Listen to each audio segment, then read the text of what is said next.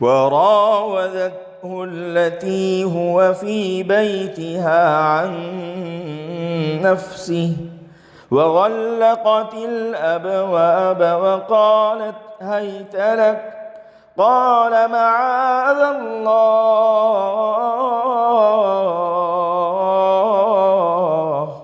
إنه ربي أحسن مثواي إنه لا يفلح الظالمون۔ یوسف علیہ السلام جس عورت کے گھر میں تھے، وہ عورت حضرت یوسف علیہ السلام سے اپنا مطلب حاصل کرنے کے لیے ان کو پھسلانے لگی۔ اس نے دروازے بند کر دیے اور کہنے لگی بس آ ہی جاؤ۔ یوسف علیہ السلام نے کہا اللہ کی پناہ، بے شک وہ میرا آقا ہے اور اس نے مجھے اچھی طرح رکھا ہے، یقیناً احسان فراموشی کرنے والے کامیاب نہیں ہوتے۔ یہاں سے حضرت یوسف علیہ السلام پر جو بہتان لگایا گیا تھا اس کی شروعات ہو رہی ہے، اور اس کے بعد کئی آیتوں کے اندر اسی کا تذکرہ ہے۔ ان میں سے یہ پہلی آیت ہے وراودته التي۔ اس کے اندر جو لفظ استعمال ہوا ہے اس کا اصل مصدر مراودہ ہے، مطلب کسی چیز کی طلب میں آنا جانا یا آہستہ اور نرمی کے ساتھ کسی چیز کو طلب کرنے کے لیے لگے رہنا۔ تو اس سے مراد یہ ہے کہ حضرت یوسف علیہ السلام سے اپنا مطلب نکالنے کے لیے زلیخا آہستہ آہستہ نرمی کے ساتھ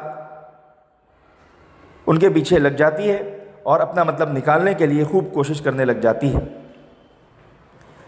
جس کے گھر میں حضرت یوسف علیہ السلام کی سکونت تھی، یہ لفظ اس لیے کہا گیا کہ ان کا پورا اختیار ان کے گھر پہ تھا اور حضرت یوسف علیہ السلام اس گھر میں رہتے تھے۔ نیز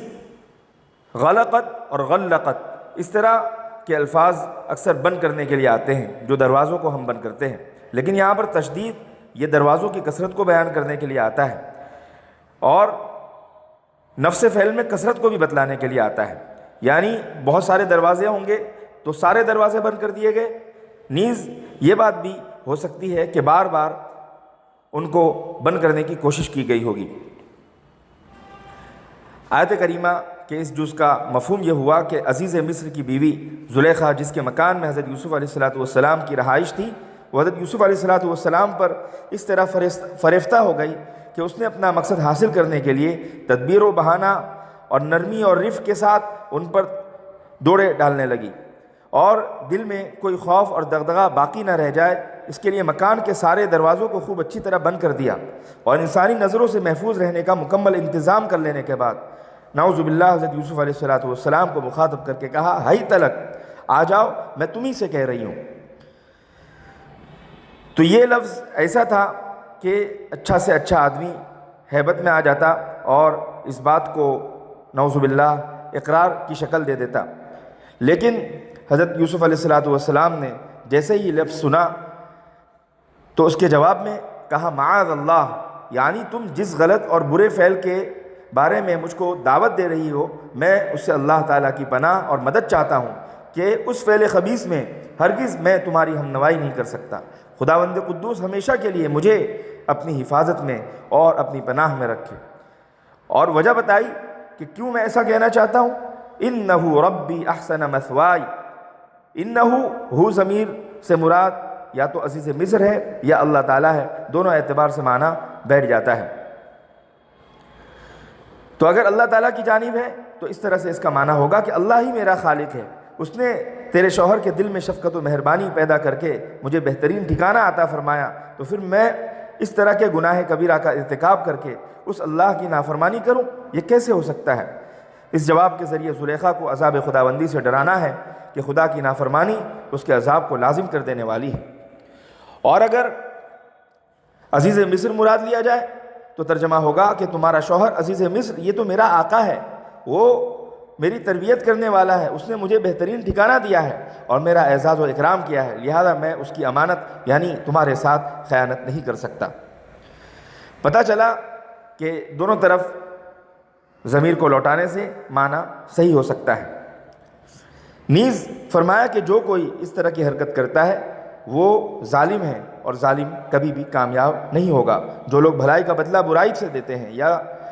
امانت میں خیانت کرتے ہیں یا کسی کی امانت میں کوئی چیز کی ملاوٹ کر دیتے ہیں یا زنا کا ارتکاب کرتے ہیں، وہ کبھی بھی کامیاب نہیں ہو سکتے، نہ دنیا میں نہ آخرت میں۔ اصطلاح شرع میں ہر فاسق و بدکار کو ظالم کہا جاتا ہے، اور ضابطۂ خداوندی یہ ہے کہ ظالم کو کامیابی نہیں ملا کرتی،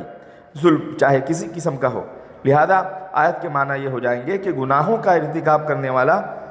دنیا میں ہمیشہ خائب و خاسر اور نامراد ہوگا، اور آخرت میں بھی اسے فلاح و کامیابی بالکل نہ ملے گی۔ قال معاذ اللہ، عزیز مصر کی بیوی نے جب حضرت یوسف علیہ السلام کو اپنے دام فریب میں لینے کی کوشش کی